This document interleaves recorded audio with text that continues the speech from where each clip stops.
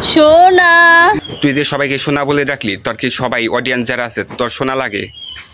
নিঃসন্দেহে তুই ঠিক কথা বলেছিস। আচ্ছা আমার অডিয়েন্স আপনাদেরকে বলি, আমার জামাই আমার কই ঘুরতে নিয়ে আসছে জানেন? না, তুই ঘুরতে কোথায় গেছো তো এটা আমরা কেমনে জানবো? তোর জামাই কোথায় ঘুরতে নিয়ে গেছে তুই একটু বলে যা আমাদের। এই যে দেখেন সমুদ্র, এইভাবে কি দেখাচ্ছস তুই? ক্লিয়ার ভাবে আমাদের বুঝাই বল। কারণ জানে তার প্রিয় মানুষটা সমুদ্র দেখতে ভালোবাসে, তাই আমাকে কদিন পরে পরেই নিয়ে আসে কক্সবাজার।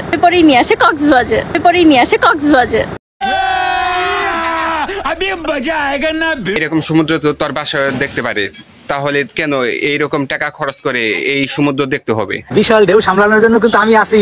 সে কিন্তু বিশাল ঢেউ দেখে যতবারে ঢেউ আসুক আমি কিন্তু পাত্তা দিই না। না বাঁচাইলে আরো অনেক লোক আছে ওখানে, তোর কোনো টেনশন নাই, তুই সমুদ্রে ঢেউ নেমে যা।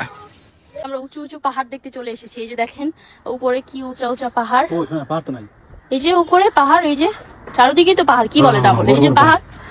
পাহাড়টা দেখতে কত সুন্দর, ওয়াও লাগতেছে, ওয়াও। भाई मारो मुझे, मारो नहीं ये मजाक हो रहा है, एक सेकंड यार। হ্যাঁ, তো এটাই আমি আপনাদেরকে দেখাতে চাচ্ছি যে আজকে আমরা পাহাড়ে ঘুরতে এসেছি। আমার স্বামী তো পাহাড়ে এসে একদম হারিয়ে যাচ্ছে পাহাড়ের বুকে।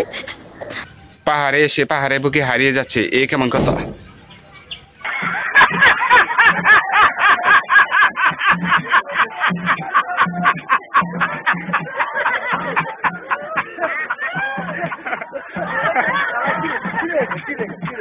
এই যে দেখতে পাইতেছেন আমার বেবিটারে, দেখেন তো দেখেন আমার পাশে আমার বেবিটারে মানাইছে কি। তোমার বেবিটাকে অনেক কিউট লাগতেছে, অনেক সুন্দর লাগতেছে, এটা দেখানোর কি আছে? তোমার সাথে আমাকে মানাইছি কিনা সবাইকে এটা জিজ্ঞেস করো, কারণ আমি দেখো কত কাইলা কইলা খ্যাত একটা ভাই, আর তুমি কত সুন্দর স্মার্ট, তোমার সাথে আমার কখনো যেতে পারে না।